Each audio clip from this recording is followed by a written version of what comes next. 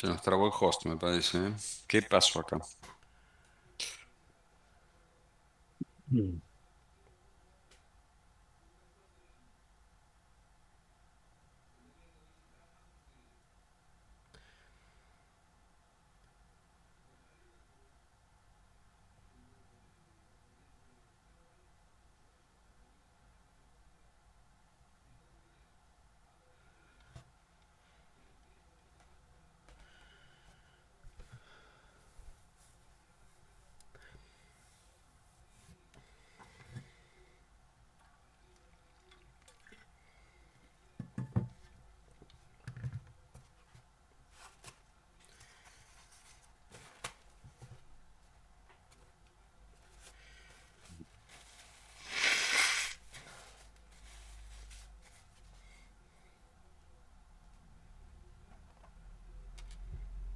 Mm.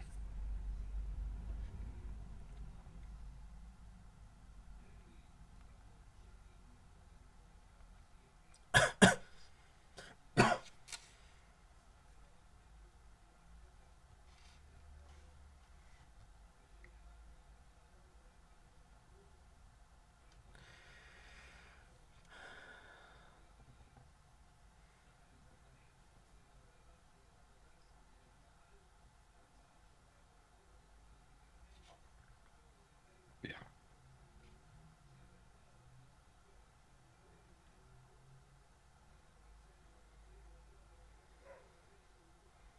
Mm. Tenemos gente de la Comisión 12,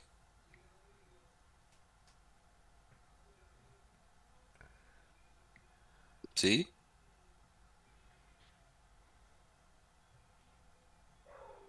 Comisión 12 hay gente, ¿sí? Bueno, muy bien.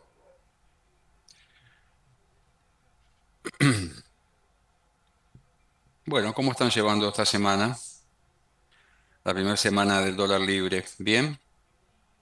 Como no podía ser de otra manera, parece que estos tiempos así un tanto borrascosos, por llamarlo de algún modo, eh, mm,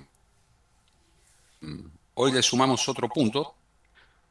Siempre decimos el entorno y uno a veces tiene una visión muy, eh, podríamos llamar muy corta de lo que es el entorno, ¿no? Y hoy la realidad es que el entorno es cada vez más notorio que eh, más allá de las, esto lo hago a modo de intro, ya estamos por tener el contacto.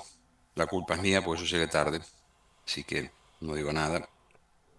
Eh, Hoy una de las noticias, que fue lo que movió un tanto el tema de los mercados, fue casi un pedido de renuncia, o no un pedido de renuncia, ya literalmente no lo tengo presente, del presidente Trump al presidente de la Reserva Federal, porque se resiste a bajar la tasa de interés en los Estados Unidos. Bueno, eso provocó ahí un terremoto.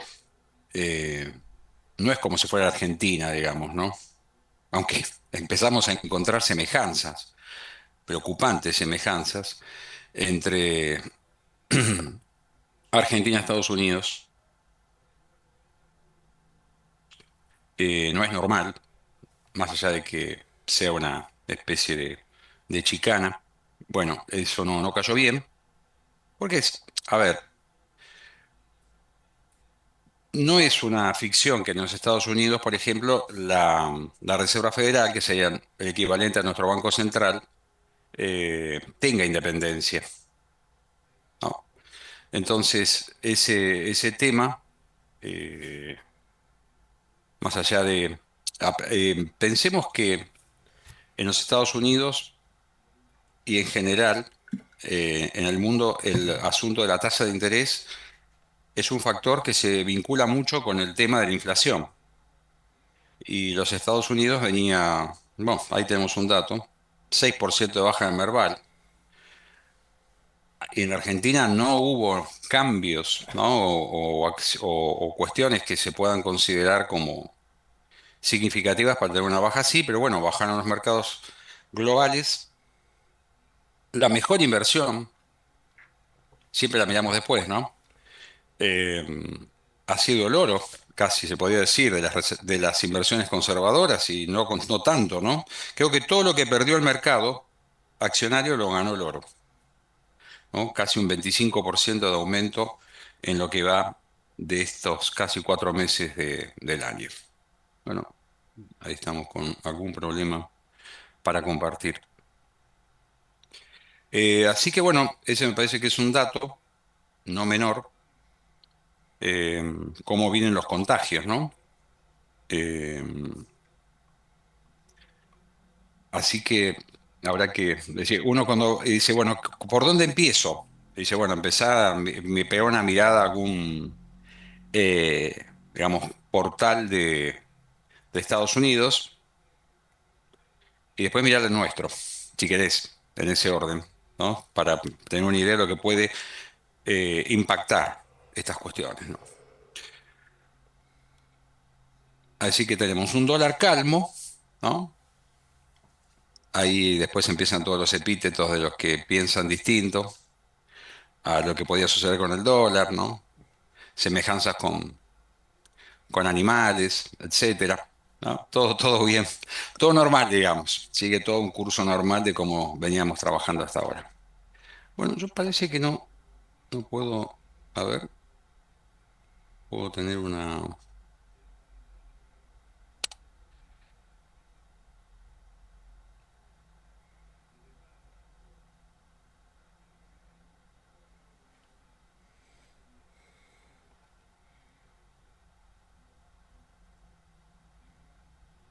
Bueno, yo voy a hacer una introducción de lo que estamos viendo hoy.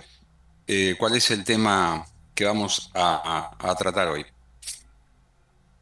Nosotros vimos en clases pasadas, básicamente la anterior, empezamos a analizar la cuestión de la rentabilidad, ¿no? La cuestión de rentabilidad. Y rentabilidad de la inversión, hablamos de básicamente explicamos la composición o cómo debe comprenderse esta ecuación de rendimiento basado en dos factores, margen y rentabilidad.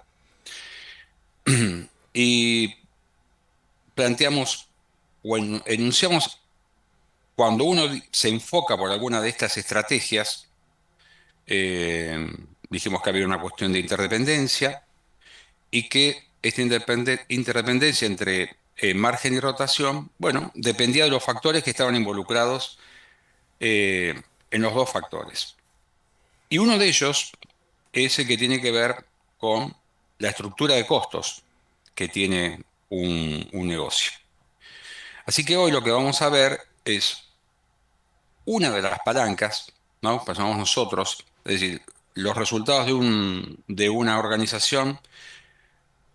Se dice que hay como, podemos decir, tres factores o tres fuentes generadoras de resultados, ¿no? Una es la estructura de costos, de eso vamos a hablar hoy, apalancamiento operativo. Otra es la estructura financiera, es decir, cómo financia una organización sus... No, espera que estamos acá.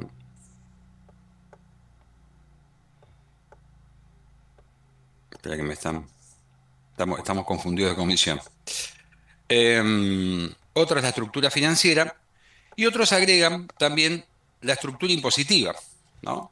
La estructura impositiva en el sentido de pensar si hay, por ejemplo, diferenciales entre las tasas de impuesto a las ganancias nominales y las tasas efectivas eh, que, que enfrenta una organización, bueno, ahí hay un diferencial entre el resultado, por decirlo así, después de impuestos que tendría que le resultaría a una organización si pagara la tasa nominal, vamos a suponer 35% de ganancias, y la tasa efectiva si, por ejemplo, hubiese ingresos. No, voy a ver.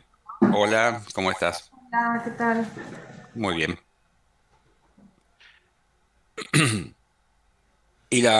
Y si hubiera, por ejemplo, ingresos que están exentos, perfecto, muchas gracias. Por nada. Eh, Eso daría, por ejemplo, que la tasa efectiva fuera diferente, ¿no? No fuera. Entonces. Uno piensa, ojo, en un escenario donde uno plantea, eh, como decimos, tasas y cumplimientos de las obligaciones tributarias. No estoy hablando de la evasión impositiva, ¿no? Es decir, personas que no pagan impuestos sobre todo lo que corresponde por decisión propia, por decir así. Pero también es un factor, me parece que, y esto es a modo de comentario, hemos hablado cuando uno opera en un mercado, los niveles de informalidad que hay en ese mercado. Y esa informalidad, en cuanto a su impacto, eh, que tiene que ver con el cumplimiento de las obligaciones impositivas. Es decir, hay dos empresas y una cumple rigurosamente con todos sus compromisos y otra no lo hace, bueno, claramente esa otra tendrá la posibilidad de quizá operar con precios más bajos o operar con los mismos precios y obtener ganancias diferentes, superiores, ¿no?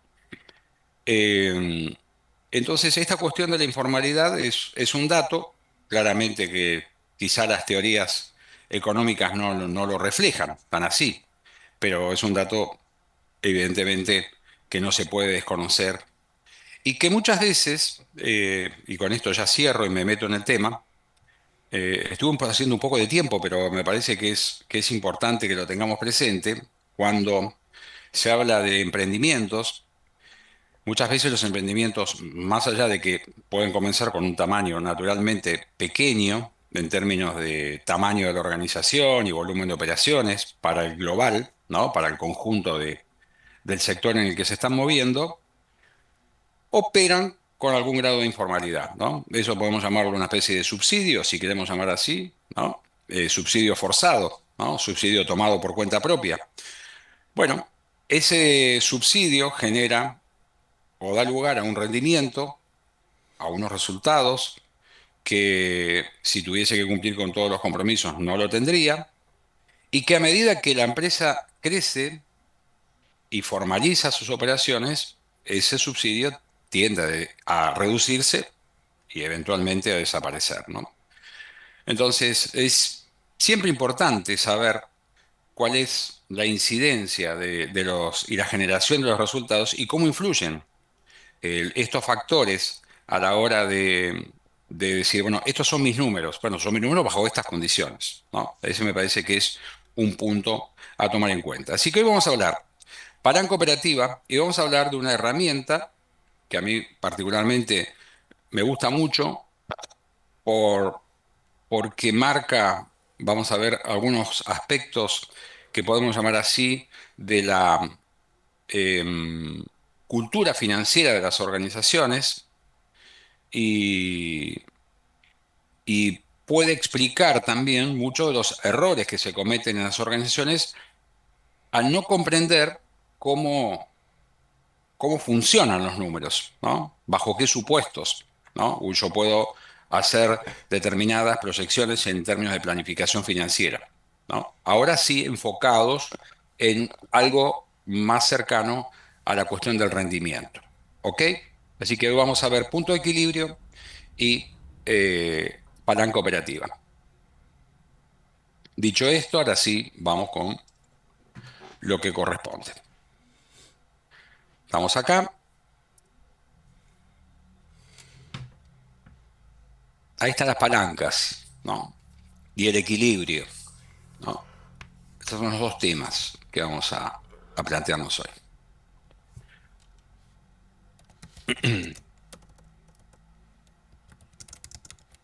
Ustedes de costos traen la idea del punto de equilibrio, ¿sí? Corríjanme si yo voy a hablar del punto de equilibrio partiendo de la base que ustedes ya, por lo menos su formulación, y espero que el concepto también del punto de equilibrio tengan una noción, ¿no? ¿Qué significa? Estamos en el marco de lo que se llaman herramientas, ¿sí? O modelos que se utilizan para la toma de decisiones financieras en el marco de tres cuestiones: costos, volumen o nivel de actividad y resultados o utilidad. Costo, volumen y utilidad es como un grupo, de temas que están dentro de esta cuestión y que no, vamos a ver que tienen que ver en principio con el resultado. ¿Sí? Con el resultado, no tanto con el rendimiento, pero, como dijimos, la cultura financiera de las organizaciones influye. Nosotros tenemos que ver que muchas veces, eh, y esto también le pasa a ustedes, por lo menos hasta ahora, ¿no? De ahora en adelante ya no debería ser tan lineal. No confundir que una empresa que obtiene utilidades o gana más que el año pasado, por decir así, es una empresa que incrementó su rentabilidad, ¿no? Son dos cuestiones que tienen puntos de contacto, pero no son sinónimos, ¿ok? Como decíamos, las palancas son generalmente estructuras fijas, es decir, estamos pensando en estructuras fijas de algo. Si pensamos en la palanca operativa, el factor determinante de la palanca es el tamaño de los costos fijos dentro de la estructura de costos globales que tiene una empresa. Entonces, el apalancamiento, que significaría apoyarse en algo para potenciar resultados, ¿no? En este caso, acá decimos, eh, cuando pensamos en las estrategias de generación de resultados, bueno, la palanca es un factor. Si retrocedo unos pasos en la idea de pensar eh, las cuestiones, ahí abajo dice la teoría de la palanca permite medir el riesgo, pienso que una decisión de inversión tiene un riesgo asociado, que es el riesgo, llamamos, operativo, ¿sí? Y que uno de los factores que integra ese riesgo operativo son los costos. En particular, analizar la estructura y la composición de los costos en fijos y variables, y que decíamos o postulamos que si una empresa tiene una estructura de costos con una alta presencia de costos fijos, es un esquema de costos más rígido, menos flexible y por lo tanto más riesgoso, porque la hace más vulnerable, por ejemplo, a caídas en el nivel de actividad. ¿Ok? Hasta ahí eso lo hemos mencionado. ¿Sí? Cualquier duda que haya al respecto la vamos planteando. Pero esa rigidez, que muchas veces también es un reflejo de la rigidez de la estructura de inversión de los activos, ¿sí? Más presencia de activos fijos que de activos circulantes, eh, es un factor de riesgo. ¿Sí? Cuando decimos el riesgo, uno dice, bueno, qué mala suerte. Bueno, hay factores que determinan por qué una empresa tiene una estructura de inversión, consecuentemente una estructura de costos, y esos factores, bueno, tratarán en el conjunto de la operación de negocio de ser minimizados o eliminados, ¿sí? Con algunas otras acciones, ¿no?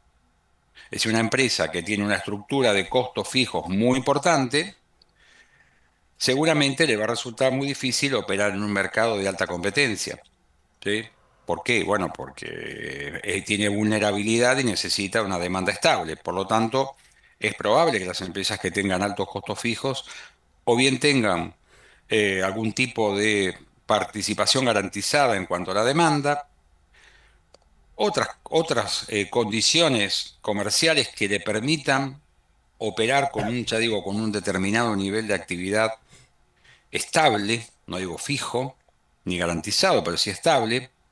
Estoy pensando en el negocio de los combustibles, en el negocio de la energía eléctrica, o una posición dominante en un mercado que la hace, en un mercado que se dedica a la venta de bienes o a la prestación de servicios que podemos considerar como una demanda inelástica, por lo tanto, ser uno o el único oferente de esos productos, de esos mercados, bueno, de alguna manera, ya digo, minimizan o reducen el efecto negativo de tener que operar con altos costos fijos, ¿no? ¿Por qué? Porque tiene una demanda, quizás porque también tiene libertad para fijar sus precios, Y ya digo, es menos vulnerable a la competencia, menos vulnerable a los productos sustitutos o bienes sustitutos que pueda haber, ¿no? Entonces, es decir, menos flexibilidad, pero a su vez, por otro lado, un nivel de actividad más previsible y mayor capacidad de fijación de precios. Eso como concepto general, ¿no? Entonces, cuando hablamos de la palanca operativa, estamos pensando en la estructura de costos. ¿Y quiénes tienen más costos fijos? Bueno, en general, cuando hablamos de empresas integradas, no sé si queda claro el concepto de qué es una empresa integrada. ¿Qué sería una empresa, empresas integradas?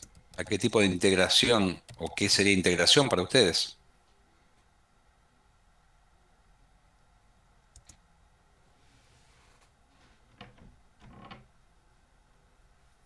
Cuando van hacia adelante y hacia atrás en el proceso productivo, Ejemplo, cuando en vez de comprarle a su proveedor empiezan a fabricar el insumo. podría ser, ¿sí? Y hacia adelante.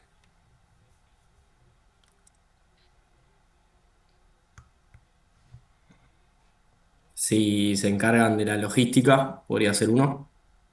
Ujú. Y eso le garantizaría la demanda.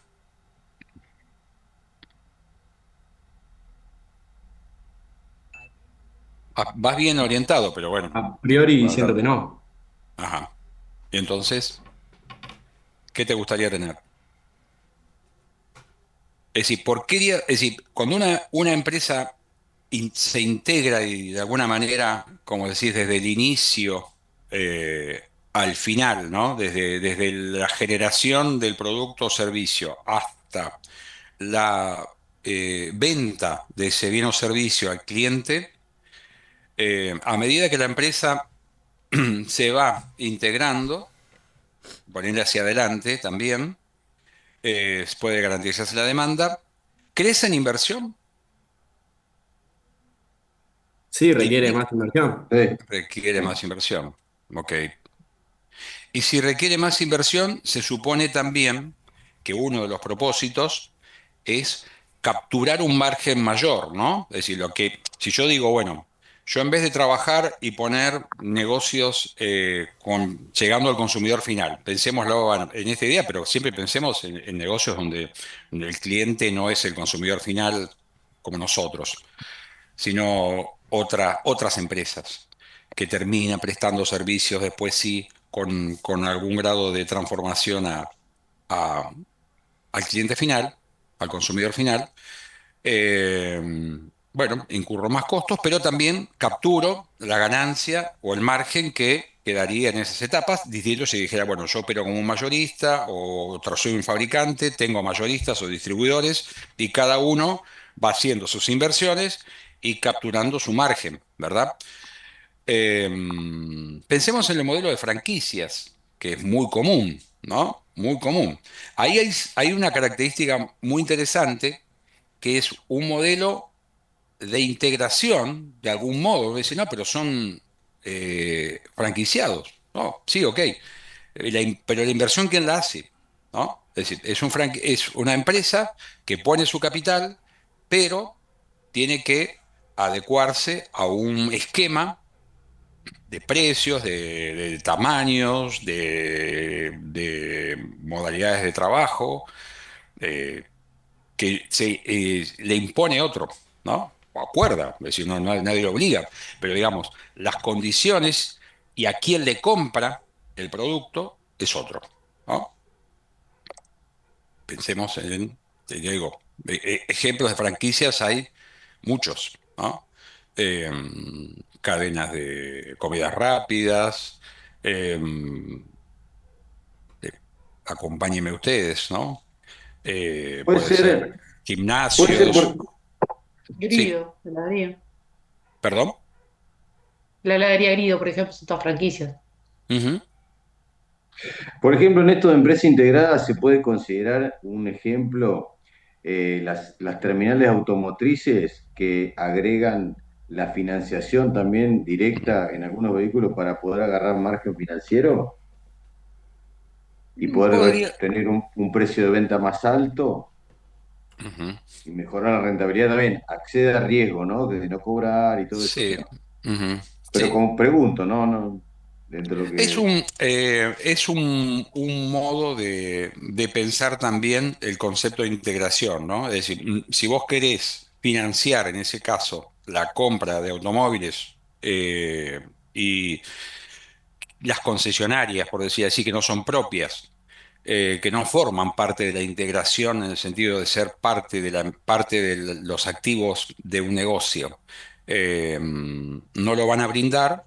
Bueno, quizá no es una forma de integración literal, sí, pero es una forma de, si queremos llamar así, de complementación de decir, determinados esfuerzos no lo hago, pero sí lo hago con el propósito de estimular la venta y vos de alguna manera estás planteando algo que vamos a ver más adelante, que es decir, bueno, capturar algo más, que no es solamente el diferencial entre un precio y un costo, sino también capturar una renta financiera, ¿no?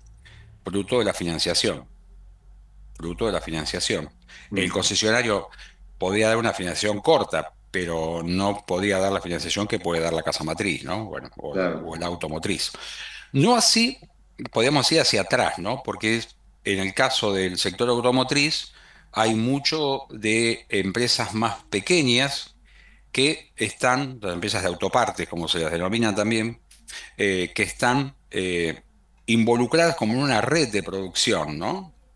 Ahí hay otros fenómenos eh, donde de alguna manera podemos pensar en una especie de redes o de cadenas de valor donde hay empresas más chicas que se especializan en producir algo que después va a ser una parte del producto final que se va a comercializar.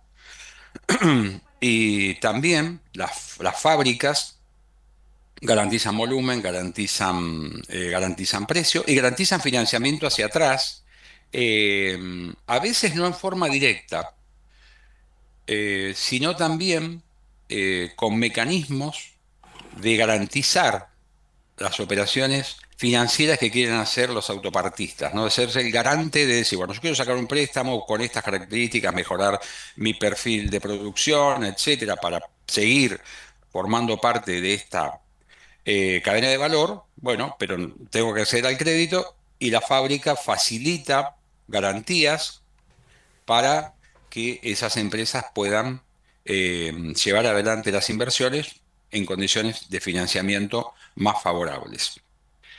Entonces, esta idea si pensamos en la integración tradicional, vos fíjate que estamos hablando, vos planteaste un caso del final, por llamar así, del financiamiento al cliente final de un automóvil por la casa, el fabricante del auto. Hablamos del caso de las franquicias.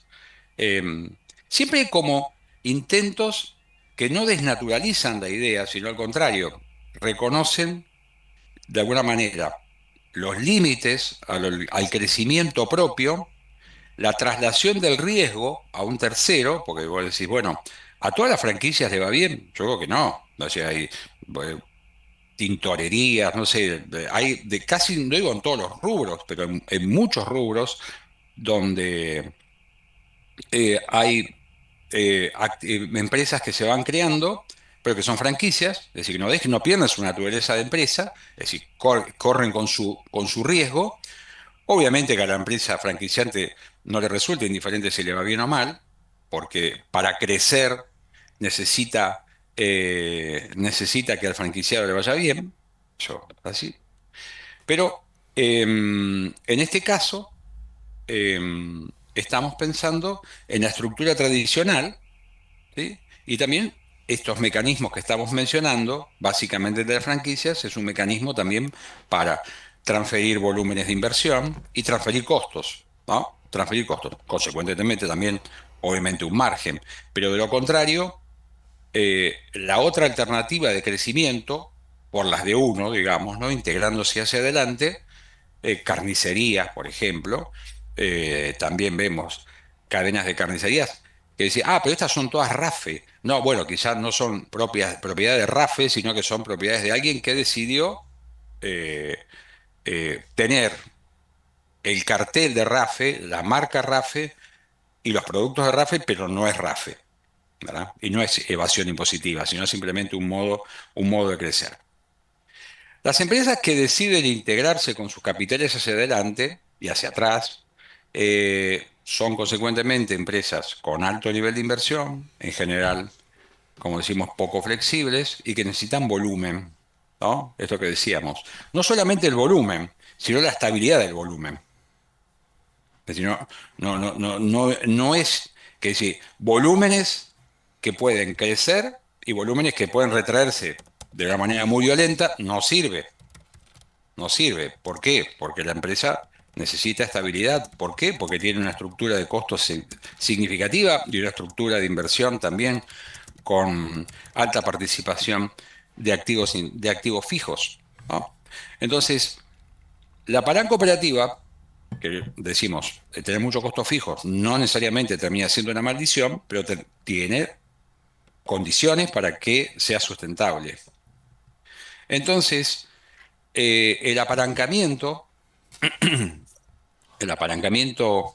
operativo que estamos viendo nosotros, lo que provoca es algo que llamamos cambios en una variable e impactos más que proporcionales en la otra. ¿Por qué? Porque hay costos que no es decir, que no van a modificarse, ¿sí? Los fijos, dentro de un rango de nivel de actividad. Por lo tanto, a medida que crece el nivel de actividad, las ganancias, ¿sí? O las utilidades operativas, como dice aquí, van a comportarse con un crecimiento más que proporcional a las variaciones en el nivel de actividad. Ahí tenemos el caso del apalancamiento operativo, ¿no? Esta es una pregunta que nosotros hacemos con mucha frecuencia. Eh, Sorprendentemente, hay una tasa de falla muy interesante también, porque cuando preguntamos qué es el indicador del apalancamiento operativo, muchas veces se confunde con el apalancamiento financiero y otras veces no se termina de explicar correctamente, ¿no? No se termina de explicar correctamente. Bueno, como dice aquí, la clave de la palanca operativa son los costos fijos de operación. Cuanto mayor sea la proporción de costos fijos, mayor será la palanca operativa. Es decir, ¿qué quiere decir? El multiplicador va a ser mayor. Es decir, si las ventas aumentan un 10%, los resultados de esas mayores ventas van a implicar cambios en las ganancias mayores al 10%. ¿Dependiendo de qué? Y dependiendo del nivel de costos fijos y, como dice aquí, es un indicador de un punto, es decir, yo tengo que decir, bueno, de acá, si me muevo del nivel de actividad 10.000 a nivel de actividad 11.000, bueno, esta variación del 10% de este punto a este otro punto provoca un cambio en las utilidades de tanto. Ahora, si estoy en 15.000 y me muevo a 16.000 o a 16.500, el efecto multiplicador en las ganancias va a ser menor a medida que me voy alejando de lo que llamamos nosotros lo que sigue ahora, que es el punto de equilibrio. Como ven, es una relación entre la variación en las ventas y la variación en las utilidades operativas antes de intereses e impuestos. ¿Ok? No van a encontrar muchas fórmulas en esta presentación porque me interesa que ustedes, como siempre hemos dicho, lean la bibliografía. De hecho, el próximo jueves que tenemos clase presencial, vamos a hacer un experimento, ¿sí? Un experimento sano, para ver si podemos mejorar la adherencia entre todos a lo que es la bibliografía. Así que les pido por favor que no falten el próximo jueves, ¿sí? Vamos a hacer, ya digo, una prueba entre todos para ir mejorando este asunto y que no sea una clase, es decir, unidireccional del docente hacia ustedes, ¿ok? Bueno, entonces el planteo es este. Hay una estructura de costos que no es indiferente, ¿sí? Las empresas pequeñas pueden tener una palanca operativa potente y es difícil, es difícil por una cuestión de tamaño, ¿sí? Eh, y, a ver, dependiendo del sector, por supuesto, eh, está claro que el apalancamiento operativo, como que si vemos, si tiene esas características, integración, alta integración, hacia adelante y hacia atrás, importantes niveles de inversión en activos fijos, como que no machea demasiado con lo que podíamos considerar nosotros una empresa pyme o más pequeña todavía. Entonces, es decir, ¿es una palanca inexistente? No. ¿Es una palanca determinante? Tampoco. ¿No? Es una palanca determinante tampoco. Es decir, no es a través de los costos y la eficiencia en los costos eh, que una empresa pequeña puede potenciar sus resultados, ¿no? Ahí, en general, nosotros tratamos de enfocarnos, y estoy pensando en rentabilidad, ¿sí? Estoy pensando en cómo una empresa puede mejorar su rentabilidad. Siendo pequeña, dice, bueno, entonces tendría que buscar una palanca operativa. Difícil que consiga grandes impactos por ahí, sino que busque un nicho, un segmento de mercado, busque una estrategia de segmentación de sus clientes, busque cómo diferenciar el producto o servicio que comercializa. ¿Para qué? Para defender lo más importante, su precio. ¿Sí? ¿Y el precio cómo lo va a defender? Bueno, viendo estas estrategias y consiguiendo, de alguna manera, fidelidad y elección por parte de su cliente. Es decir, que el cliente esté dispuesto a pagar un precio que no solamente sea el fruto de la contraprestación directa entre el bien o servicio y nada más, sino otros adicionales, ¿sí? Otros adicionales que el cliente pueda valorar, ¿no? Y que quizás una empresa de otro tamaño no esté en condiciones de garantizar, ¿no? Es decir, ver cómo conseguimos esquivar una guerra de precios, ¿sí? Donde seguramente no vamos a tener capacidad. Recuerden, pensemos esto, ¿no? El precio y los costos son claramente dos variables para determinar la capacidad de ganancia de un negocio, ¿sí? Pensemos así en abstracto, ¿no? Eso es un factor que determina el numerador de una ecuación y es uno de los factores entonces que incide a la hora de analizar la rentabilidad. Pero, simultáneamente también, las ganancias son una de las fuentes de financiamiento, de autofinanciamiento por enriquecimiento, llamamos nosotros, que las empresas utilizan con diversos propósitos, ¿sí? Pero como fuente de financiamiento. Es decir, que a una empresa no solamente va a considerar el tema de sus ganancias para la obtención de rendimientos, sino también va a considerar que esas ganancias son una de las fuentes centrales del financiamiento de su negocio. ¿Vieron cuando nosotros mencionamos el margen de seguridad? Decimos, bueno, ¿cómo es el margen de seguridad? Bueno, hay unos activos circulantes y unos activos fijos. Hay margen de seguridad positivo cuando la empresa utiliza para financiar su activo circulante fondos de corto plazo. No todos, no alcanza a financiarlo con fondos de corto plazo, sino que utiliza, y ahí viene el punto que decimos nosotros, ¿qué utiliza? Y nosotros pensamos en el orden del estado de situación patrimonial. Y decimos, ¿qué sigue el pasivo de corto plazo? Pasivo de largo plazo. ¿Y después qué sigue? El patrimonio neto. Bueno, acá nosotros decimos, pausa. Cuando hablamos de esto, hablamos de fondos de largo plazo. ¿Sí? Fondos de largo plazo. Y en realidad hay que pensarlo que los fondos de largo plazo están invertidos, en el sentido de que los fondos de largo plazo, es decir, mayoritarios, van a provenir de la capacidad que tenga la empresa de generar ganancias y de retenerlas. ¿Ok? Es decir, por eso tanto énfasis ponemos nosotros en no decir con pasivos, con fondos ajenos de largo plazo. No, error, tachamos, no va. Yo tengo que pensar que los fondos de largo plazo es una masa de recursos integrada por las características de los mercados, por el tamaño de las empresas, por muchas razones, por las restricciones que tiene el sistema financiero y de capitales, fundamentalmente por los resultados, las ganancias que la empresa es capaz de generar y sobre todo capaz de retener. ¿Sí? Acá uno llama pecking order, ¿no? Es decir, cómo la empresa prioriza, jerarquiza sus fuentes de financiamiento y todo lo que no puede financiar con pasivos espontáneos, bueno, va a buscar seguramente el financiamiento a través de recursos propios, ¿no? En primer lugar. Y al final, si no alcanza, bueno, buscará cómo conseguir financiamiento a largo plazo si es que lo encuentra, si es que lo encuentra. Vamos a ver que hay mucho financiamiento de largo plazo que está muchas veces atado a una decisión de inversión. Es decir, no vamos a encontrar mucho financiamiento de largo plazo para financiar capital de trabajo. Vamos a encontrarlo para financiar la incorporación de activos fijos, pero no para otra cosa. ¿Se entiende esto? Esto hagamos como si quieren una pausa, ¿sí?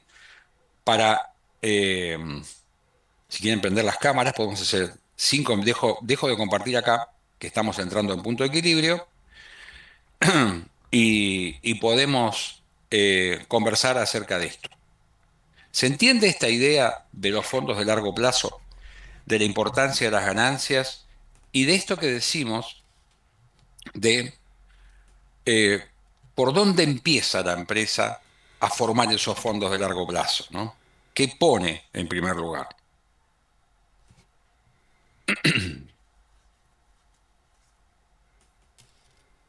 No me interesa que se repita, digamos que repitamos, bueno, entonces no tengo que decir fondos capital ajeno de largo plazo, sino tengo que decir fondos y ya está. ¿Por qué? Porque si no entendemos de dónde provienen los recursos, cómo se gestionan, ¿sí? ¿Qué otras condiciones tienen que darse? ¿Y qué efectos tiene esto en el financiamiento y en la política de distribución de resultados? Medio como que ahí se nos queman los papeles, ¿no?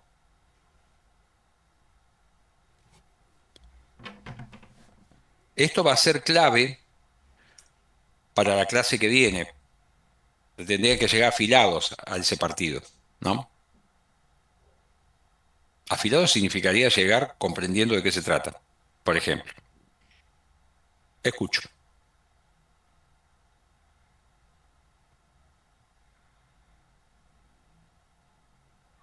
Nadie se anota. Consulta. Cámaras apagadas récord, ¿no? Vamos al récord de cámaras apagadas, casi el 99%. Vamos bien. Yo quiero saber si están ahí, está bueno. Consulta, exactamente la pregunta o la proposición, ¿cuál era? Porque me parece que me distraje un segundo. Bueno, eso sí, está bueno. Es que significaría que no me expresé bien. Cuando nosotros hablamos acá, estamos hablando de la capacidad de ganancia de un negocio. Mm. ¿Sí? Dijimos que eso podemos, es decir, podemos perder de vista un aspecto. Es decir, a mí me interesa ganar y sí, claro. Me interesa, por sobre todas las cosas, que la empresa sea rentable, para lo cual tengo que tener resultados positivos. Bien, hasta ahí. Ahora, simultáneamente con ese rol que tienen las ganancias de ser la expresión o el resultado de las operaciones eficientes que hace un negocio y su relación después con la inversión que necesita para generarlas, ¿estamos ahí? Eso es la rentabilidad, ¿verdad? Ese es el rendimiento. Es decir, cuán productivamente uso yo unos recursos, ¿no? Genero unos resultados, analizo la relación y veo qué rendimiento obtengo.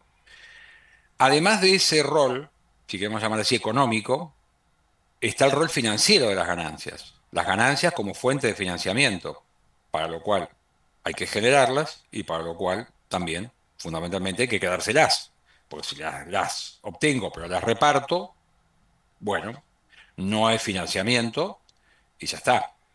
Es decir, eso vamos a verlo nosotros en una segunda parte. A ver, Brenda, bien, Brenda participa.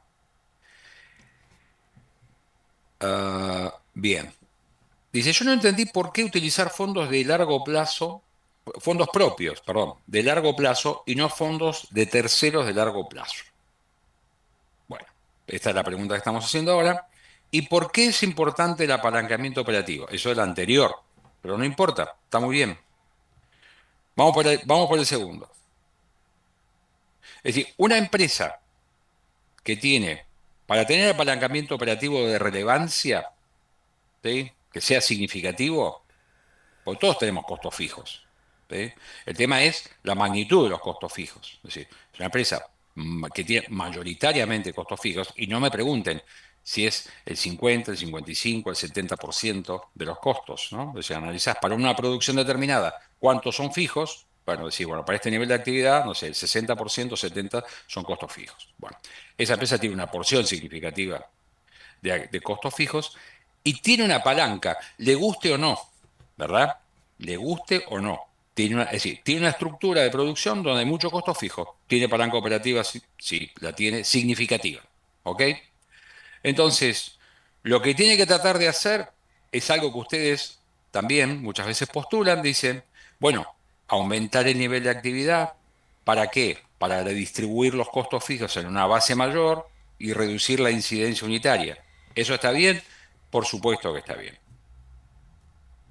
Ahora la pregunta que sigue es, si la empresa no le alcanza con aumentar el nivel de actividad y reducir la incidencia de los costos fijos, si pierde de vista el precio. Es decir, yo puedo aumentar, ahora vamos a meternos en eso particularmente. Voy a decir, bueno, tengo muchos costos fijos, ¿qué hago? Ni mucho nivel de actividad, ¿para qué? Para licuar y tener un costo fijo unitario menor por unidad. ¿Ok? Pero si vos reventás los precios para alcanzar el nivel de actividad, para reducir, para aumentar el nivel de actividad, perdón, y reducir la incidencia, ah, no te sirve nada. ¿Ah? Es decir, vos tenés que ir, por eso decíamos, si esa empresa tiene que operar con un nivel de actividad alto, tiene que tener garantías de que tiene control, por ejemplo, sobre la demanda y o tiene control, es decir, en cuanto al volumen y tiene control en cuanto al precio que le va a cobrar. Por eso decimos productos con alto valor agregado, es decir, que tenga capacidad, traducción, valor agregado significa tener un margen, ¿no? Porque lo contrario es producir para perder. Ese es el concepto de palanca. Entonces, a ver, lo que quizá Brenda también está planteándose es, ¿cómo es este asunto de más que proporcional?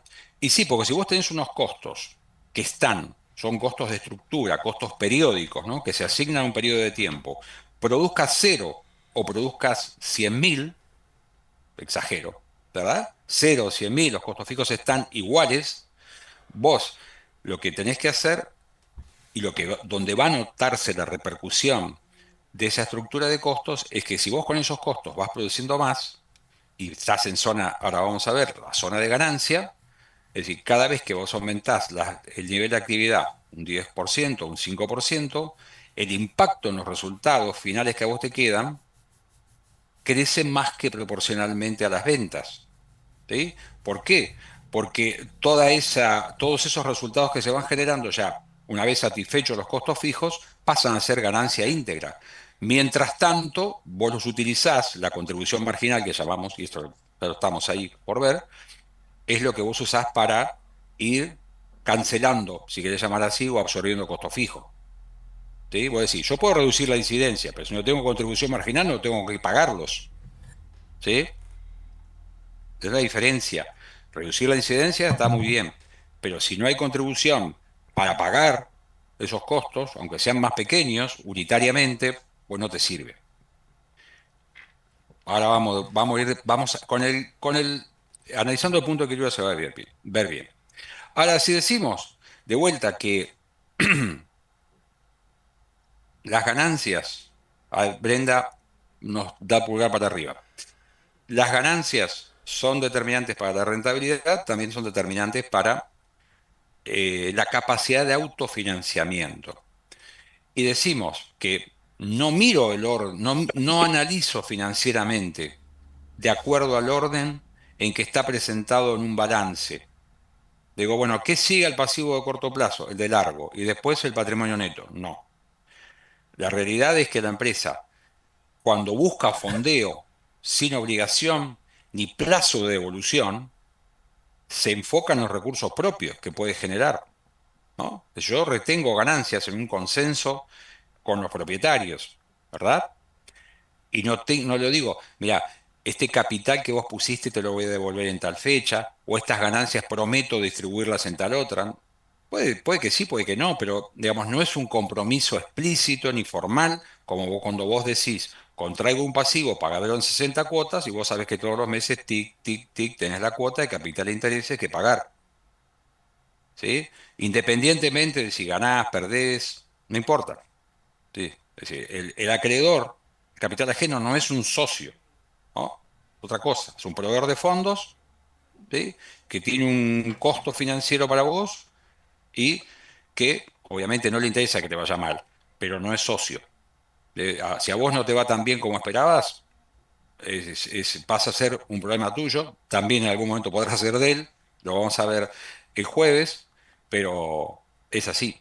Entonces, vos vas por una cuestión también de control de la organización, fortaleciendo los recursos que vos entendés que podés manejar.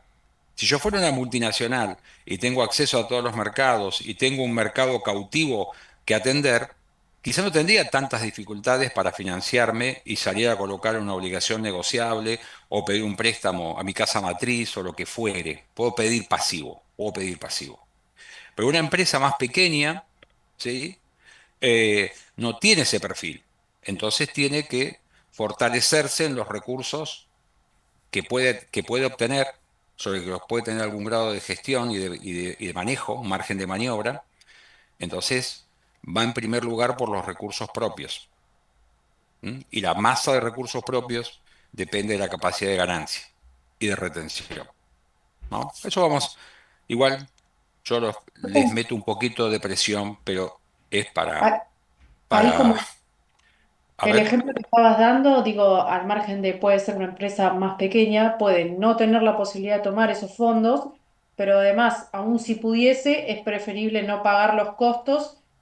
O sea, porque el de largo plazo, el pasivo de largo plazo tendría un costo que quizás, o sea, un interés que sería ujú, lo último a buscar y por eso prefiero el capital propio, ¿no? Por eso el orden también, no solo por no tener la capacidad de tomar del crédito, supongamos. pongamos, sí. A ver, uno de los problemas de la contabilidad es que nosotros estamos analizando el tema sin conocer a través de la contabilidad que el capital propio tiene un costo, ¿no? Entonces podemos caer en la fantasía de decir, bueno, no hay problema, retengamos utilidades, utilicemos capital propio, total es gratis. No, Cruz, para el tampoco, propietario ¿no? claramente no, obviamente. Bueno, pero no se ve. Lo que digo es que la contabilidad no lo hace visible, el costo del capital propio. Pero lo que digo, está bueno que uno diga, ¿por qué yo utilizaría esta fuente de financiamiento y no otra? ¿No? Poner, no capital ajeno. Supongamos que pareciera, a ver, ahora quizás estamos atravesando en este otro país, estamos atravesando una fase donde, por ejemplo, no hay líneas de fomento o de crédito subsidiado, llamémosle así. No hace mucho, ahora, no sé, 15 años atrás, o un poco menos, quizá también, hubo líneas, por ejemplo, de crédito del Bicentenario, o algo así que lo llamaban, no me acuerdo muy bien, o, por ejemplo, a los bancos se los obligaban eh, a algo que llamaba líneas de crédito productivo. Entonces, los bancos decían, bueno, mira, vos tenés recibiste estos depósitos. De estos depósitos vas a dar tantos préstamos. Bueno, tu composición de los préstamos va a ser así. Pa. Vos tenés que decir, garantizar por lo menos un 30-40% que tenga que ir a parar a las pymes. Bueno, y a esta tasa. Bien. Es decir, como cualquier alquimia, nada sale gratis, ¿no? Es decir, alguien pone la diferencia.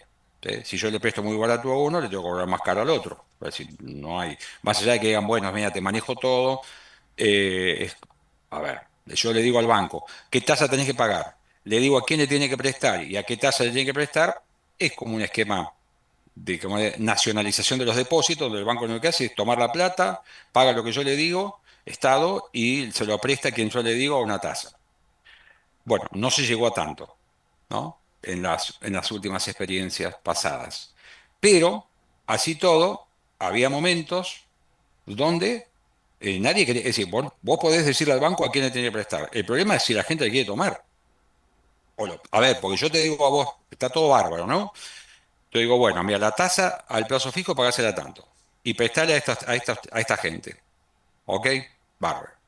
Ahora, la plata que presta el banco no es del banco. La plata que presta el banco es la mía. Entonces, el banco no es que dice, bueno, a mí me dijeron que le prestara a Nicolás González, que tenía una empresa que elabora bolsas de residuos. Y le fue mal a González, es mala suerte. Y el plazo fijo y vemos. No, no funciona así. El banco tenía un rol y tiene un rol, ¿no? Pues ya digo, no maneja su plata. Es muy poca la plata propia que maneja. Entonces, ese esquema, ¿sí? También desnaturalizó el tema de las tasas, ¿no? Entonces había momentos donde no había, es decir, es decir, había plata, pero no había a quien dársela toda porque no calificaban todos para recibirla. Eso es lo que quería explicar. Capaz que lo expliqué mal, pero no importa. Esa es la filosofía, ¿no?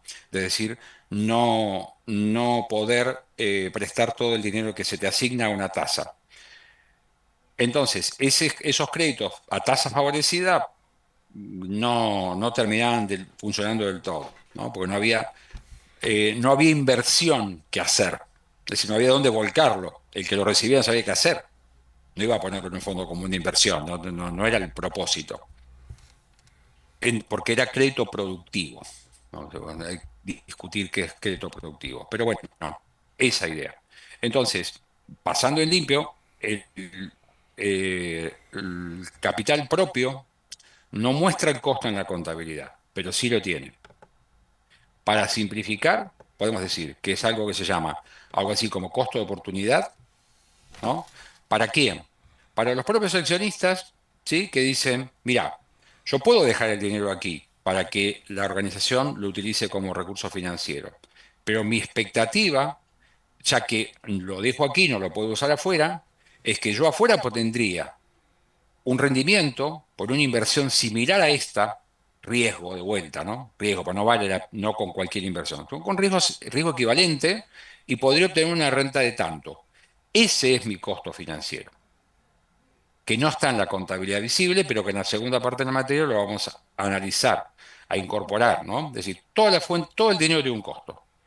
Después habrá mil factores que no vienen al caso, ¿no? Decisiones estratégicas, tenemos que crecer, no hay otra fuente, vamos con esta, nos sacrificamos todos, etcétera. Pero la idea es que uno va primero por el costo del capital, va por fondos propios y después por los ajenos, porque no hay. Si hubiera mucho financiamiento de largo plazo a tasas muy atractivas, seguramente las empresas tendrían políticas de distribución diferentes, ¿sí? Mucho más liberales, más laxas, distribuirían mucho más. ¿Por qué? Porque consiguen el dinero más barato de otro lado. Es así. Muy bien. Me gusta el cartel de inhalar y exhalar. Vamos a ponerlo en práctica con más frecuencia. Bueno, ¿estamos? Vamos de vuelta entonces. Solo miro para no retar al nene. Me parece muy bien. No se lo merece. No se lo merece de ninguna manera. Una pregunta, nosotros Sí. estamos analizando todo esto de la palanca operativa y los costos fijos, Ujú. y siempre con la posibilidad de que esos costos fijos, esa estructura de costos fijos, todavía tenemos una parte ociosa de la empresa que me permite incrementar el nivel de actividad dentro de esos costos fijos, ¿no? Porque se puede dar el caso en el que ya estoy en un nivel de actividad alto con esa estructura y no me siguen dando los números del negocio. Eso puede suceder también. Como Puede estamos suceder, con claro que sí. estamos con el postulado de que todavía tengo posibilidades de seguir elevando el nivel de actividad con esa estructura de costo, ¿no? Así es, así Perfecto. es. Sí, sí, sí, sí, exactamente. Exactamente. Vos decís, bueno, no sé, con esta estructura de costos, tengo un turno de producción. Bueno, voy a poner otro turno de producción, otros costos. Son costos adicionales, siempre pensamos ahí que son costos adicionales, pero no modifico la inversión, si querés llamar así, bueno, hasta que llega un límite, ¿no? O tengo una estructura y no puedo canalizar las ventas y quiero crecer en determinado lugar y quiero abrir una sucursal y montar una estructura, bueno, eso también genera otros costos, ¿no? No solamente la producción, sino todo el proceso, ¿no? Miramos todo el proceso. Vamos entonces a la definición de punto de equilibrio. El primer punto es una herramienta, también lo podemos entender como un modelo de análisis y de planificación financiera. El punto de equilibrio es ese nivel de actividad, ¿no? Donde los ingresos igualan a los costos, todos los costos fijos y variables, totales, ¿no? En la segunda definición, que es consecuencia de la primera, esta me parece más interesante por las cosas que vienen después. Es el nivel de ingresos necesarios para que la contribución marginal total iguale los costos fijos. Es decir, lo mismo. Sí, es el mismo punto. Pero explica cómo se pagan los costos fijos. Es decir, se pagan a través de la contribución marginal. Y si alguien fuera capaz de decirme qué es la contribución marginal, estaría agradecido.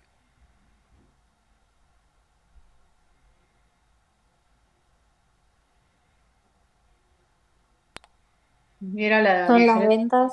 Ay, perdón. Ah, Vamos, no se la atropella. no Vamos. pasa.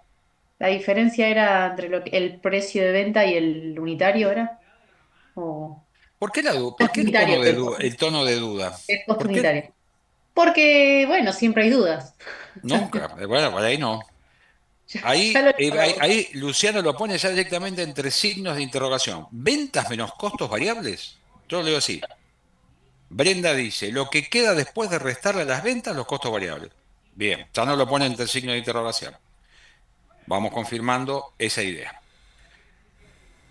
La contribución marginal unitaria es la diferencia entre el precio de venta y el costo variable unitario. ¿Ok? Bien.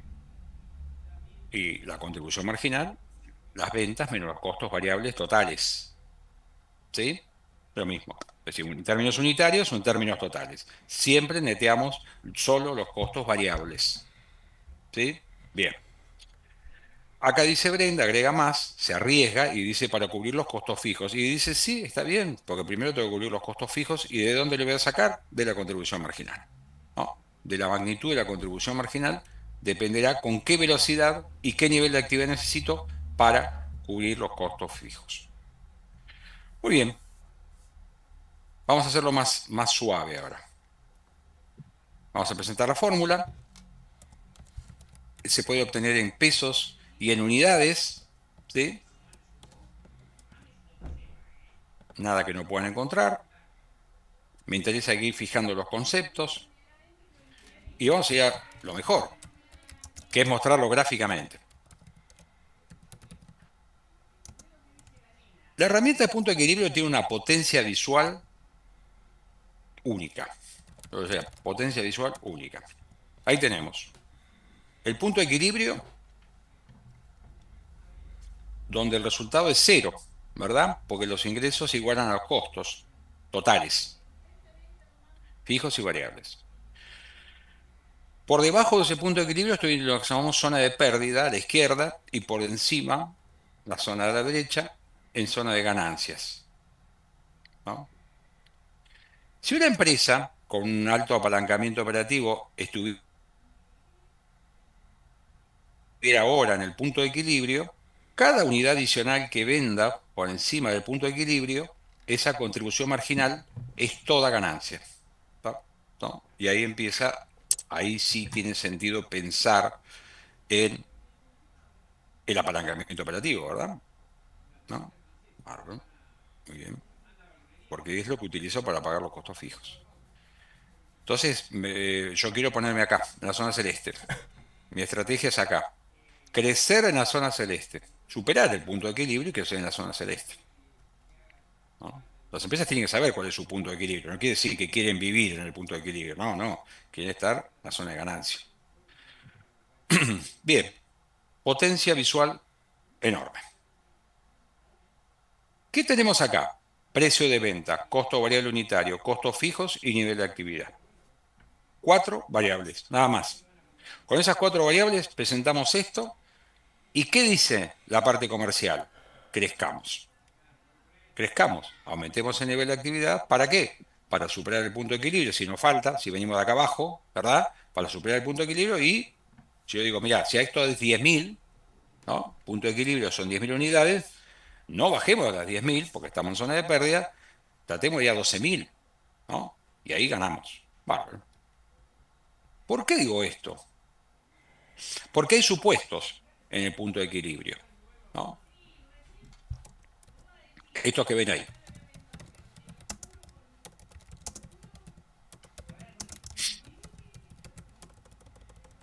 Volumen de producción, no hay, todo lo que se produce se vende. El precio de venta no depende de la cantidad que venda, ni de la demanda, ¿no? Así que lo voy a mantener siempre, ¿no? Aumento el nivel de actividad, no cambia el precio. Y la estructura de costos, y esto me lleva de vuelta a la palanca, ahí está lo que decía Charlie recién, de los costos fijos no varían significativamente en el corto plazo, en tanto y en cuanto yo pueda operar con el nivel de actividad y un nivel de actividad dado, decía así, no hay requerimientos adicionales de costos fijos. Supone una eficiencia en los costos que habría que ver si es tal. Inflación constante o inexistente. La inflación es un tema que no inhibe el punto de equilibrio, pero exige, vamos a hacer alguna mención, exige que la inflación que absorbo y que traslado se comporte igual, no solamente en unos porcentajes, sino también en el tiempo en que lo hago, el traslado, ¿no? Pero muy sofisticado para esta fase todavía. ¿Estamos? Entonces, si estos supuestos se cumplen, este problema se resuelve ¿cómo?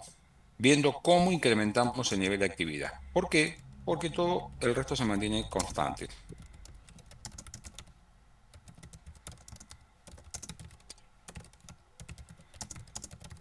Bueno, lo que uno tiene que hacer con este modelo y con todos los modelos es analizar los supuestos. Es decir, mira el modelo, muy bien, esto funcionaría así. ¿Bajo qué condiciones? Si querés llamar así, estas. Bueno, ¿qué va a pasar con la demanda? ¿Qué va a pasar con el precio? ¿No? Si ustedes, y les recomiendo nuevamente, consultan la bibliografía eh, y aplican, no digo sentido común, no digo que es un modelo carente de sentido común, un modelo con sus condiciones. Quizás empiecen a pensar cómo hace una empresa para aumentar el nivel de actividad sin que el precio se modifique. Por lo menos hacia la baja. Entonces, nadie piensa en crecer y subir los precios. En general, uno dice, si puedo sostenerlo, muy bien. ¿Y si baja? ¿Y si bajara? No, no digo todo. Lo que vendí hasta ahora lo puedo conservar, pero las ventas adicionales no las puedo mantener al mismo precio. Tengo que bajar el precio, ¿no? Dependiendo de la elasticidad, de la competencia, etcétera. ¿Por qué es importante tener presente el concepto de contribución marginal? Porque este otro supuesto que tiene implícito el modelo es que si vos trabajás con más de un producto, ¿sí? ¿No? Tu cartera de productos son, no sé, 4 o 5 productos, seguramente esos productos, vos tenés hoy una composición determinada, de la A a la E, tenés 5 productos, ¿no? Y cada uno tiene su contribución marginal unitaria, ¿sí? Y su peso relativo en la canasta. Vamos a hacerlo fácil. Tenés 5 productos, de todos vendés el 20%, ¿no? El 100% se compone de 20 de la, 20, sí, 20% de cada uno. El A tiene una contribución marginal del 40% y el E tiene una contribución marginal del 10%. ¿Ok? ¿Sí? Bien.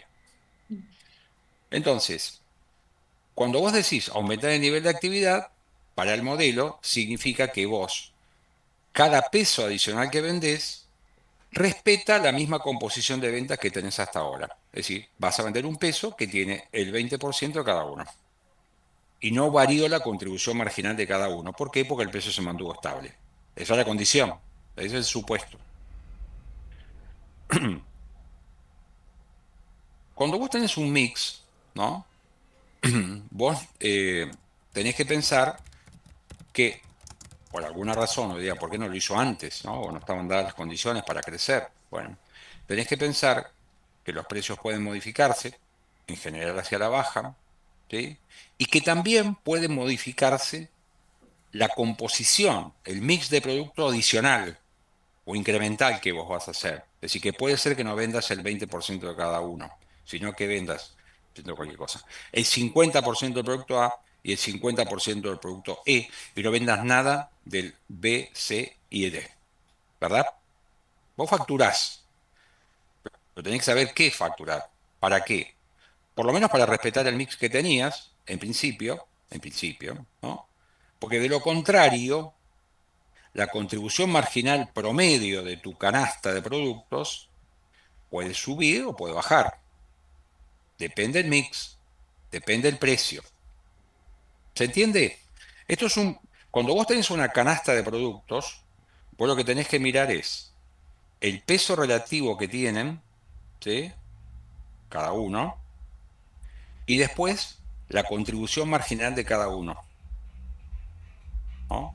Porque eso es lo que te genera a vos una contribución marginal promedio de cada peso vendido. ¿Se entiende esto, verdad?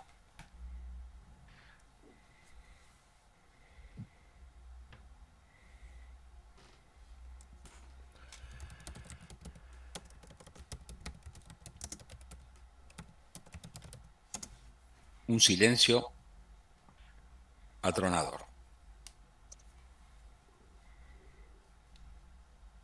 ¿Qué tengo que mirar, aparte del mix de ventas y la contribución marginal de cada uno de mis productos? Bueno, tengo que analizar cómo se comportan mis costos, los fijos, los variables, los semi fijos y variables, ¿no?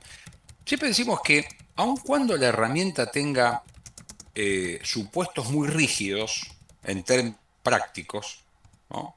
Siempre es una muy buena oportunidad ¿para qué? Para revisar, repensar y descubrir, si queremos llamar así, cómo son mis costos, ¿no? ¿Cuáles son fijos, cuáles no son, etcétera? ¿Cómo se comportan ante cambios en el nivel de actividad? Fundamentalmente, lo que estamos midiendo es eso, ¿no? Por lo menos ese ya es un buen avance, es un buen avance, porque también eh, sirve para entender si efectivamente los costos se van a mantener estables o no.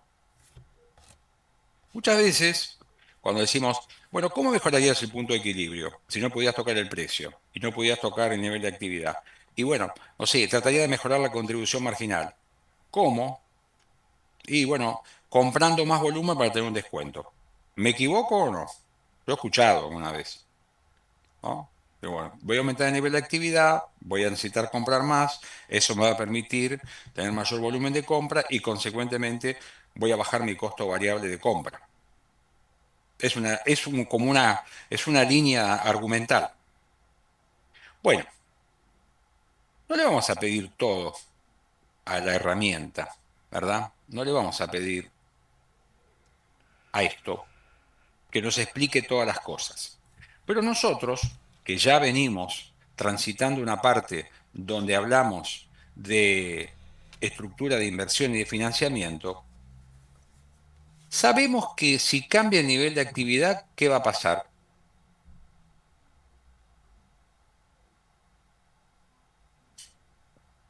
Si cambia el nivel de actividad, ¿qué va a pasar?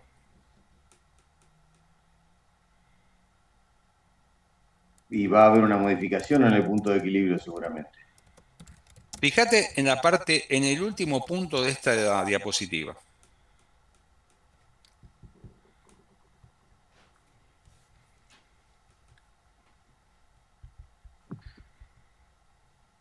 Sí, donde Si hay está. cambios en el nivel de actividad, ¿qué va a pasar? Y si es hacia arriba, tendría que invertir más y por tanto Mm, financiarme más o ver cómo financiar esa inversión. ujú, Para abajo lo mismo. ajá, bien. Es decir, el punto de equilibrio marca costo, volumen, utilidad, Mm, pero no dice nada de la inversión que no, puede demandar los cambios en el nivel de actividad, ni del financiamiento que vas a necesitar para financiar esa inversión adicional, por ejemplo. ¿No? Es decir, que ahí yo lo que digo es esto. Digo, generalmente, si ustedes recuerdan, eh, cuando hablamos nosotros al principio, la primera clase, si no fue así, dijimos que muchas veces en las empresas se analiza si nos va bien o nos va mal por las ventas, ¿no? Es una mirada muy sí, peligrosa, si queremos llamar así, o muy parcial.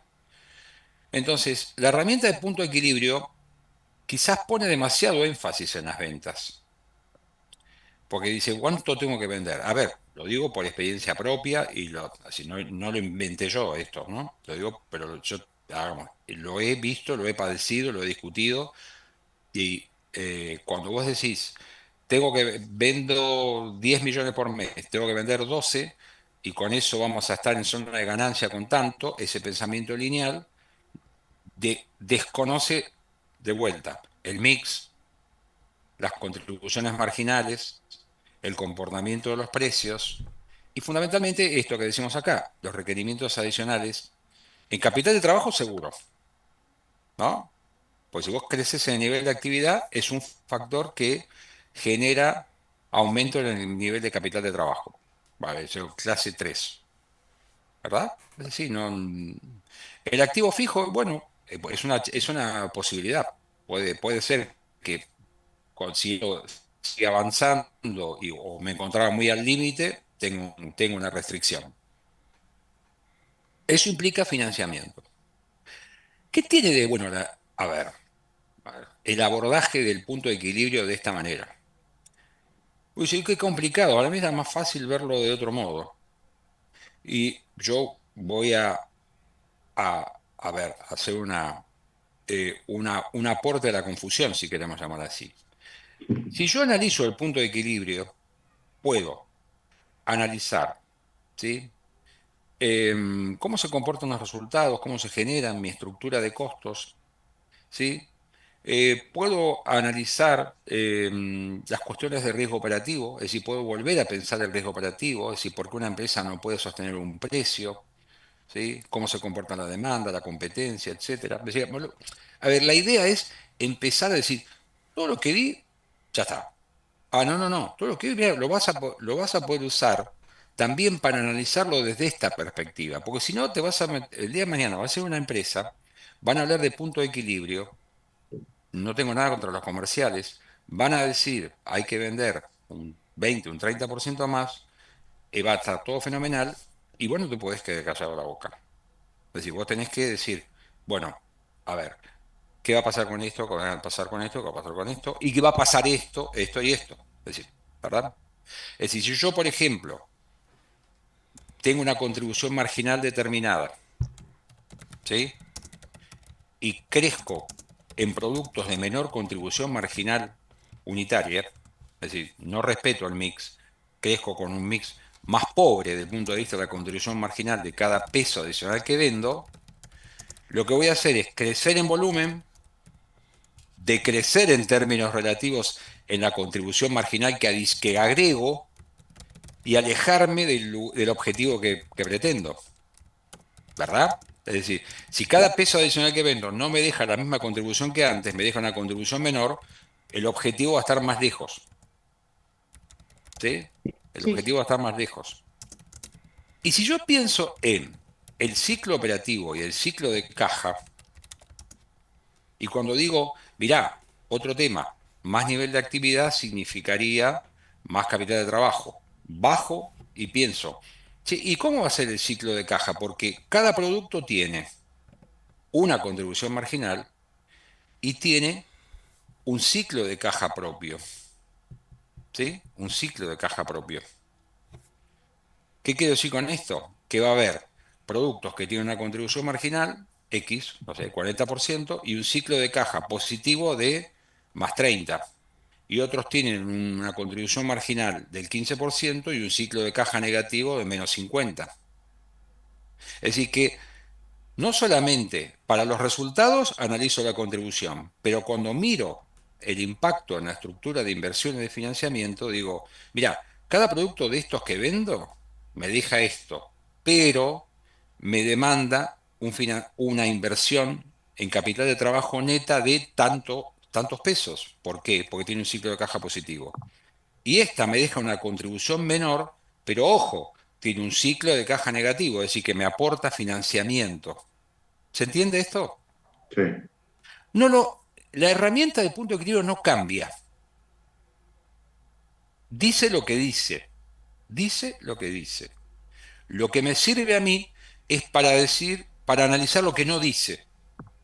Entonces yo digo, ojo con el mix, fijémonos cómo lo reemplazamos. Si vamos a crecer, fijémonos en qué podemos crecer, cómo se comporta el precio de cada uno de los renglones, de lo que estoy comercializando y miremos el impacto financiero que tiene crecer en A, crecer en B, crecer en C, crecer en D, etcétera. ¿Sí?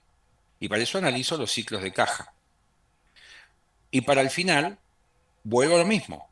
Es decir, la ganancia es un factor para el rendimiento, sí, pero también es un factor financiero, porque puede ser que esa estrategia que quiero hacer en crecer en, de la manera que ahora diga, ah, muy bien, bueno, todo bárbaro.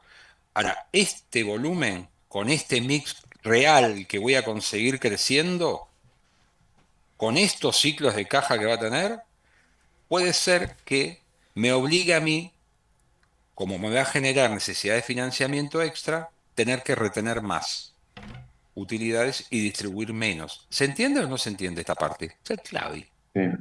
Es si pasamos, esto como estamos cruzando el río y tenemos el agua a la cintura, ahora tenemos el agua un poco más arriba.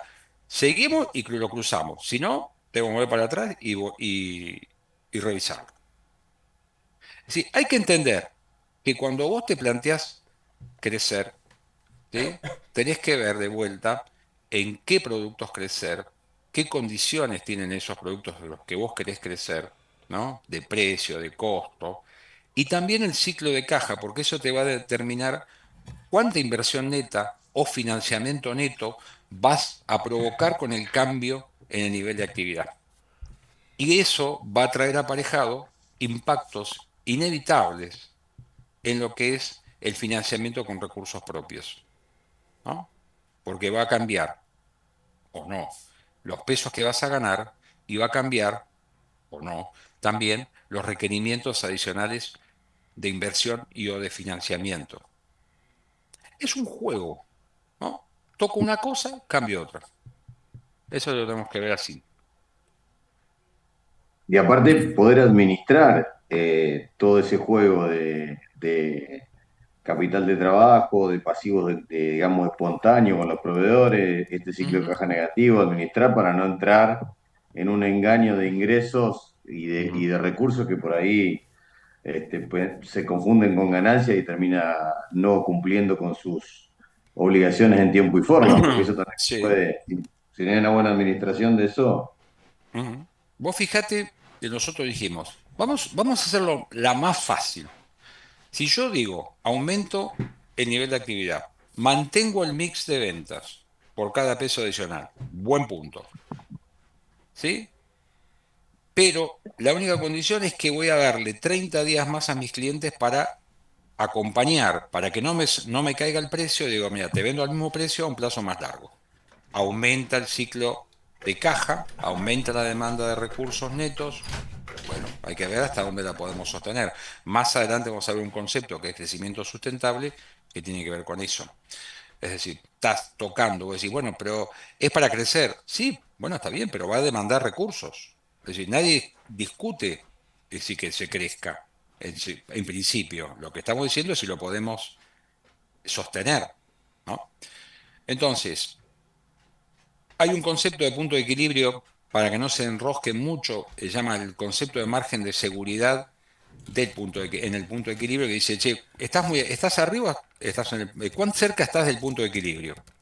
¿No? Margen de seguridad es cuando decís, bueno, estoy con mis ventas, estoy un 20% arriba del nivel de actividad donde el resultado es cero, ¿no? Margen de seguridad, dato de color, si queremos llamar así. ¿Vemos la estructura de costos? Sí, claro. Hay un tema que no me quiero meter. ¿Ustedes en contabilidad recuerdan el concepto de costos basados en la actividad?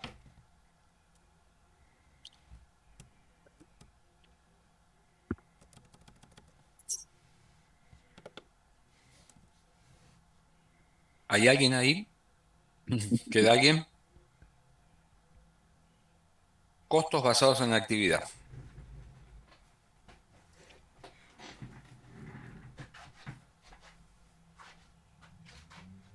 ¿Te referís ¿Qué por ahí a costos son que son los operativos propiamente costos dichos? basados en la actividad, también llamados costos ABC?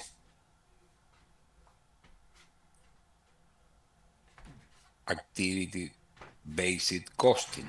Ahí va. ¿No lo recuerda? Bien, perfecto. Lola dice que no lo recuerda, ¿no? Brenda hace una aproximación valiosa, ¿no? Exactamente. Ahí estamos, ¿no? Ahí estamos. La contribución de la contabilidad de costos a este análisis, ¿no? Es decir, cuando pensamos en los costos, estamos pensando también en su comportamiento, ¿no? No solamente el comportamiento respecto del nivel de actividad, sino cuando decimos si hay un producto o un servicio que tiene un ciclo de caja determinado, ese ciclo de caja es tiempo y ese ciclo de caja es dinero. Entonces, digamos, ¿cómo determino yo esos costos, no? Porque seguramente, por lo digo, un producto A tiene una contribución marginal, uno B y un ciclo de caja, etcétera, ¿no? Empiezo a decir, bueno, este producto, esta contribución y este ciclo de caja, ¿no? Y así los voy ordenando. Pero tengo que ver que a veces, esto no es que digo, uy, qué complicado lo está haciendo, no, estoy explicando lo que nos puede pasar. Es decir, que nos puede pasar que yo vendo un producto, pero se lo vendo a dos clientes, ¿no? O tengo dos canales de venta y cada canal tiene un costo, en realidad. Entonces no es lo de vuelta, es empezar a... El punto de equilibrio es una herramienta para discutir, para revisar. Es decir, lo que tiene de menos es ser lineal el punto de equilibrio. Es una herramienta que yo digo, mira, yo hasta acá, mira qué bueno. Volví a hablar de capital de trabajo, volví a hablar de ciclo operativo, volví a hablar de ciclo de caja, volví a hablar de estructura, eh, hablé de resultados, hablé de distribución. Es decir, todo lo que hablamos antes. Bien, yo luego puedo hacer más fácil, etcétera.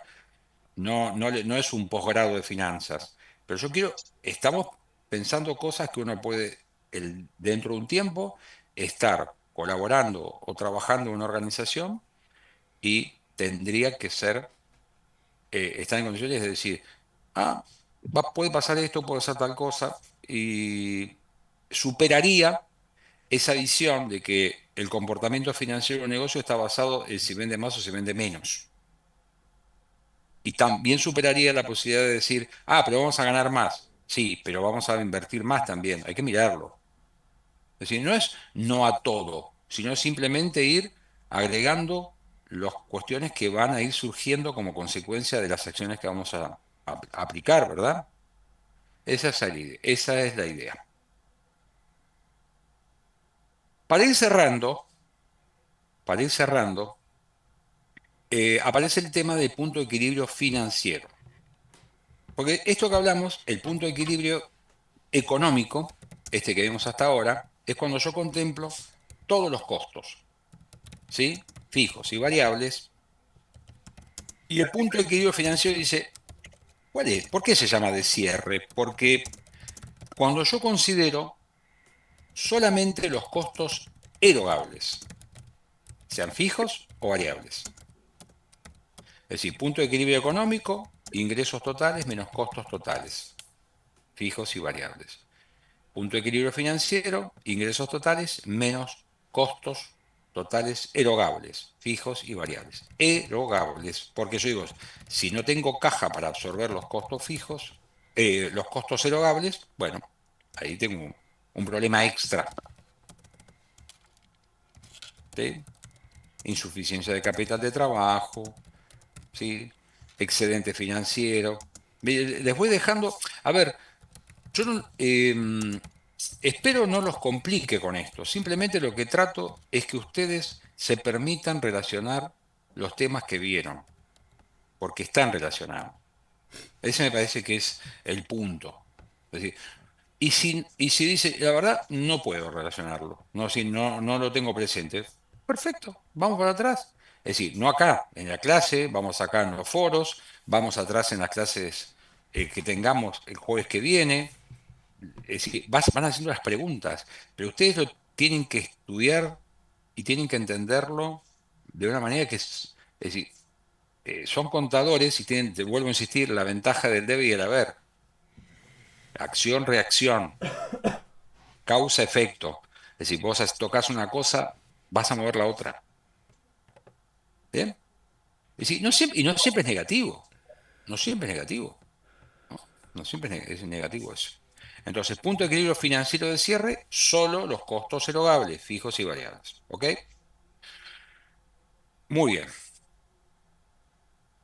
Y nos vamos. Estas son las cosas que tenemos que evitar. La simplificación, el apoyar vender por vender, ¿no? Y pensar que estas cuestiones no afectan de ninguna manera la inversión. ¿La contradicción cuál es? Bueno, que puede resultar que por querer ir a un lugar donde me prometen ganar más, termine yendo a un lugar donde no gano lo que gano y me termino complicando financieramente, ¿no? Ese es el punto de vista. Muy bien.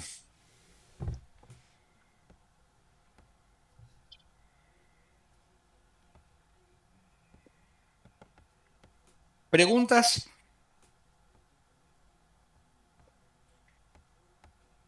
Yo quiero, digamos, fijar una cosita. Dale. Al final, vos dijiste el tema del punto de equilibrio financiero de cierre, que era igual a los ingresos menos los costos variables erogables y menos los costos fijos erogables. ¿Y en qué se diferencia del otro, del punto de equilibrio operativo, Económico. económico? Y que no estás tomando los costos no erogables. Estás tomando solo los erogables. Perfecto, ¿Sí? Si vos tenés amortizaciones, están en el primero, en el económico, pero no aparecen en el segundo. perfecto, perfecto.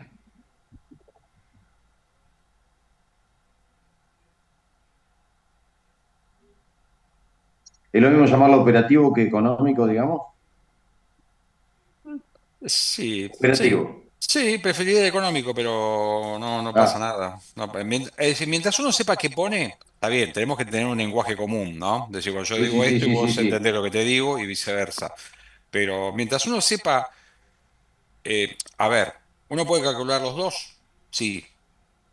Eh, ¿Cuándo te interesa el financiero o de cierre? Y bueno, cuando estás más apretado, ¿no?